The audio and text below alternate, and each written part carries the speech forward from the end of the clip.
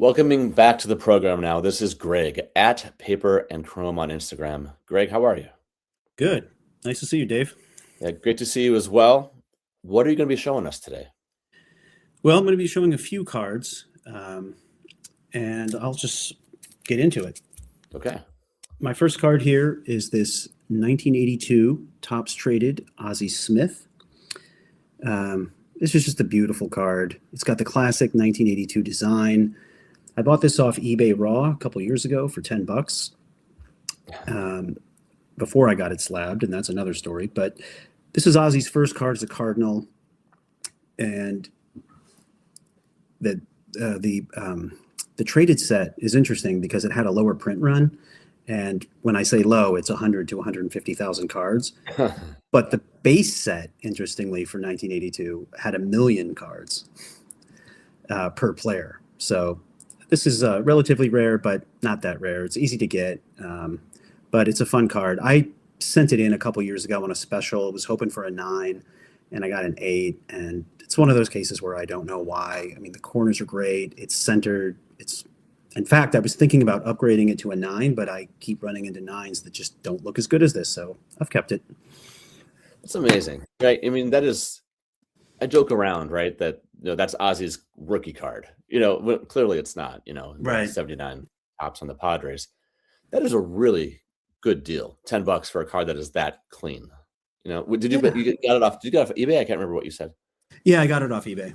Yeah, amazing. Yeah, no, I was very happy when I saw it because it definitely matched the picture. No complaints there. Yeah, and just for those watching and those listening, what we're doing here is we are going through most of a binder page of Greg's here and just showing sort of the beauty of these, $10 or less, that you can really get some meaningful cards, some cool cards, great stuff, just great stuff. So that's what we're talking through here. So Ozzie there at the bottom left, that was the first card. So what's next? Yeah, and these are definitely all binder cards, but I love them for my binder.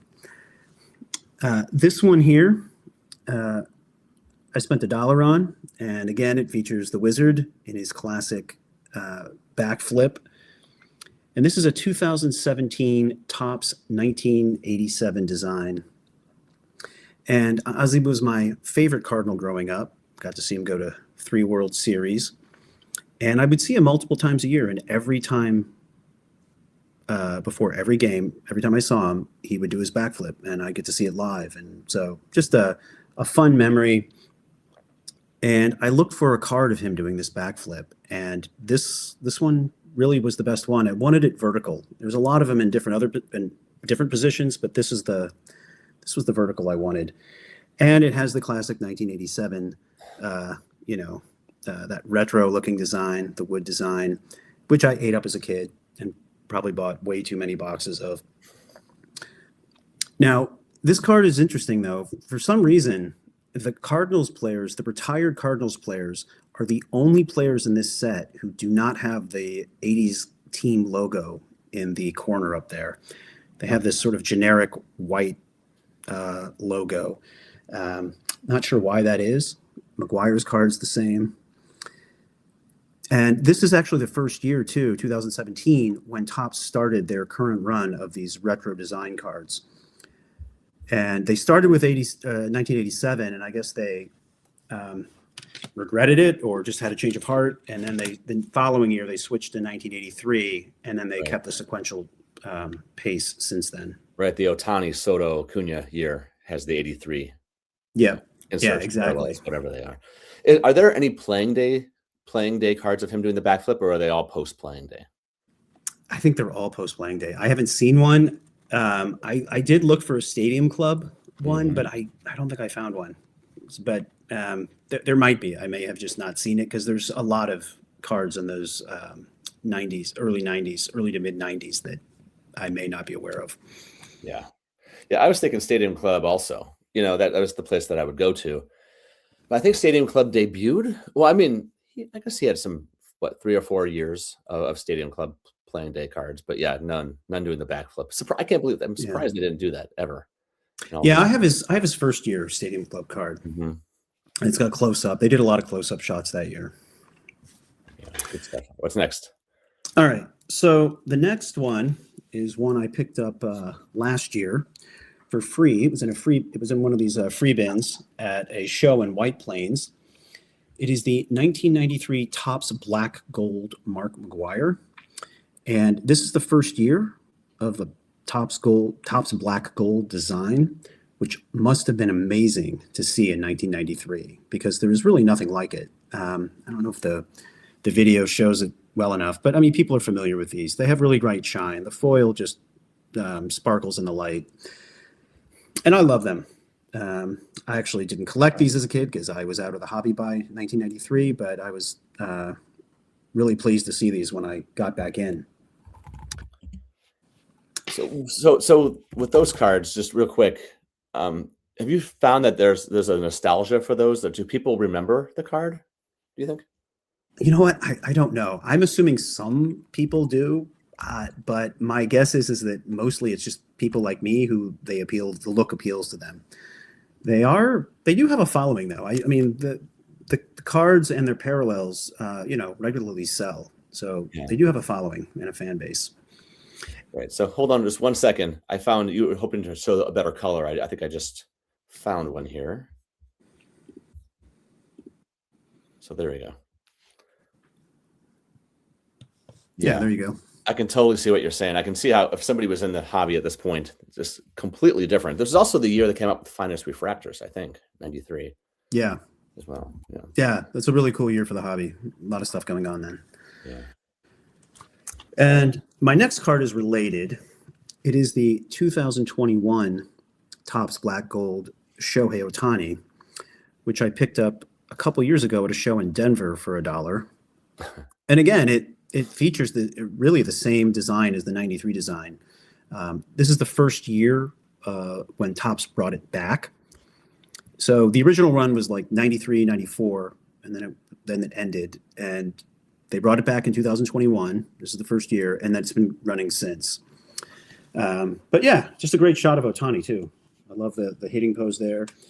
And if you could, both of them, the cool thing is both of them feature photos of the players on the back. And I love cards that have the players on the back, and you get to see, their whole bodies. And again, they follow the same form. The one difference though is that the original, they had the Topps Black Gold logo and then Mark McGwire's name, the player name, in foil. And so the back has a bit of shine to it. Whereas in the new version, they don't. It's just printed on, which is a bit lame and cheap of Topps to do. I guess they figured no one would know, but the old ones do look cooler with that the back. But just the design wise, I know the construction of it is different, but they really tried to stick to the original design with that set. That's pretty good. That's impressive. Yeah, and then they got parallels to them as well. So yeah, they've modernized it. Great. So I love that whole combination there of the original black gold, but then also the retro black gold. And there's something just about pastiche when they take modern cards, but then pay homage to the older ones. Some people love those cards. There are some people who collect just tribute cards. Right. And there's a real niche there. So I'm glad you picked one up. What else you got? It's another Ohtani here. This is the another famous, well-known card. 2018 Topps Japan's Finest, Ichiro and Ohtani. I bought a card last year off eBay. No, actually off Facebook from a collector, and they sent this one on to me for free, just as a surprise, and I greatly appreciated it because this one went, right into my binder pile. It's just an awesome card. It's the first year. It's it's almost as if Ichiro is passing the torch to Ohtani. So amazing image here. Yeah, that's becoming really an iconic card at this point. It's a great card. Great card. Yeah, and it's fun for the binder. It's funny though because I have this one here, which I had bought probably just a couple months before I'd gotten the other one. I bought this at a show in White Plains. My daughter, before I went to the show, said, get me a cool slab card. She was like all enamored with all my slab cards. And so she's like, make it a Pujols. And I said, well, I may not find a Pujols. She said, well, find another great player. And so I know she appreciates Ohtani. So I found this one. It was $6, and it's a PSA 5. And it's again, I have no idea why this thing's a 5. I've looked this thing over. I've taken a microscope to it, and there's nothing wrong with it. It looks fine. So it's gotta be the surface.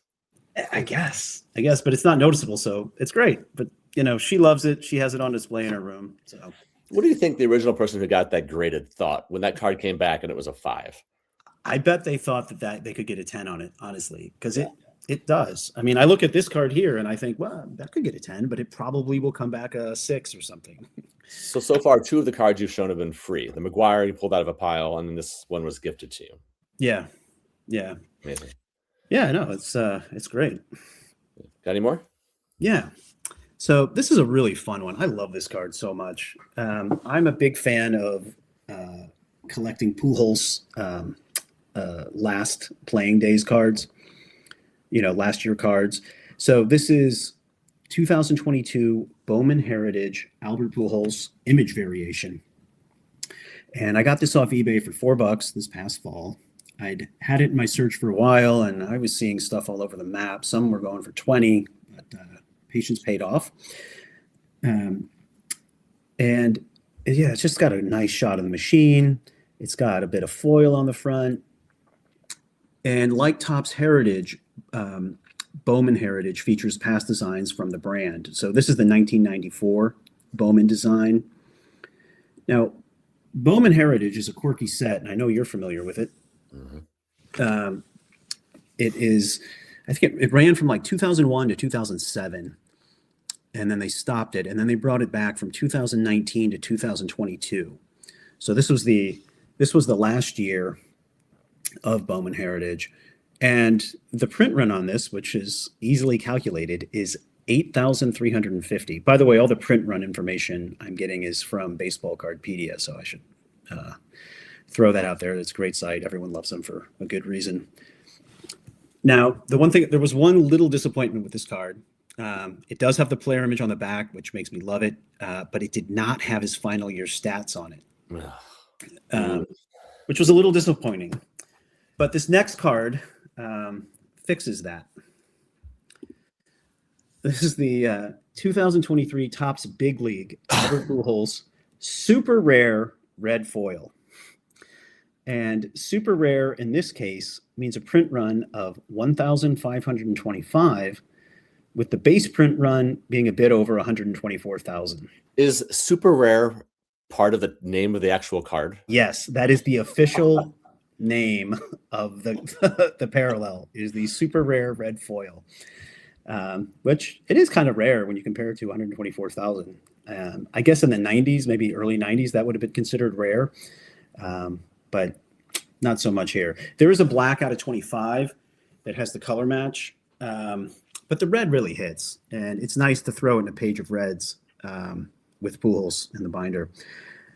Now I picked this up for $9 last fall, and as I said, it's his last. It's from his last year playing days, and it has him. If you look at the image, it's got him doing the heart, and that is something that he would do in his final year with the Cardinals, 2022, and as he was chasing 700 home runs. And my daughter was obsessed with Pujols and this chase for 700. And to this day, like, Pujols is her favorite baseball player, and she always asks me why he isn't playing anymore. But she would, every time Pujols got a hit, before he even got to the base to throw up the sign, she would be making the heart to the TV. Oh. So just a fun memory here. On the back, it has the last year stats. Does it have? Yeah, it does. It does. It does. And it's got the 703 home runs. Oh, but it doesn't have the whole career, though. No, it doesn't have the whole career, but it does have the 703. It has his last year stats, not the career. Yeah. It is interesting because there is this sort of debate, like what counts as playing days for a player's last year. 2022 was Pujols' last year. Mm-hmm. But if you want to get stats from that year, you got to go to 2023. And so I've always considered the card after they've played part of the playing days, because that's the one that has all cards come out after, the year is over, Right. Unless they're an update. But he had a card and it has his career on it. It's got all his stats. So to me, that's a legit playing days card. So I agree with you wholeheartedly. I think the year after, because it commemorates the year that they played, counts as a playing days card. I don't really understand arguments to the contrary. They are. I've had a couple debates on IG about this with some collectors. So there are counter opinions, but I'll stick with good ones. my analysis. And the last one to conclude is another Pujols card. This is the 2022 Topps Chrome Logo Fractor base Pujols. I actually got this for free in a group of cards I bought from a collector on IG. I bought a bunch of Pujols cards and he threw a lot in there, and this was one of them. And the reason I bring this one up is it's the first year of Logo Fractor, and I actually do like those. I do like them. They look good. I do share the same complaints that many have, that they are, it's over. It's just another parallel of a million parallels. And I agree, but they do look good. I feel the same about Topps Sapphire too, though. Topps Chrome Sapphire. I just think they look great. Anyway, this base card had a print run of 3,050, so much lower than the current Logo Fractors. I think it's probably the lowest of any of them. And the cool thing about this card, it's the only Topps Chrome card from 2022 and 2023 of him hitting. All the other, the Topps update, Chrome update, has him waving his helmet into the crowd, sort of a farewell. And 2023 Topps Chrome has a similar image of him doing the same thing. So this is a cool card, and I actually pack pulled this exact card. Well, not the same one, but this base card in 2022 when it came out. I just happened to be at the flagship store in New York City when it was released, and so I bought 4 of them and opened them all up the same day. And I think I got almost all of them graded and sold them all, including this one. So I'm glad to have it. I actually got a 10 on it, so that was a nice. It was a really good PSA order, that one. But I'm glad to have this one back in my collection. That's great. So you're fairly new to the binder game, right? How are you going, as we start to wind down a little bit? How are you going about it? Because a lot of people have been doing binders since childhood. Some have gotten back into it in the last few years. You're at a stage that's really interesting. So what are you thinking as you start in your mind putting this binder together? Yeah, I mean, right now it's just a stack of cards. I actually did have a binder as a kid, as most people did or do, and I sold that probably like, God, when did I sell that? Like 2016. I just sold I think I sold almost all my baseball cards and baseball card stuff in 2016. So anyway, I right now I'm trying to focus on just cards that have meaning to me, great Cardinals players from the past, great teams, picking up players that I wouldn't want to slab, that maybe just aren't worth it, like Chris Carpenter. Although, would I mind having a slab Chris Carpenter card? No, certainly not. But just great players, Adam Wainwright, folks like this that I want in my collection, Matt Holliday. And I probably am going to organize them. This is the question. Do you organize them by year or sort of play team? I think team is what I'm going to do right now, organize them by team. But then there's also sets and colors. So I'm still playing around with it. That's great. Well, good luck to you and have fun with it. And thank you for coming on and talking through a few cards with us. We appreciate it. Hey, thanks for having me on. I'm looking forward to hearing the rest of them.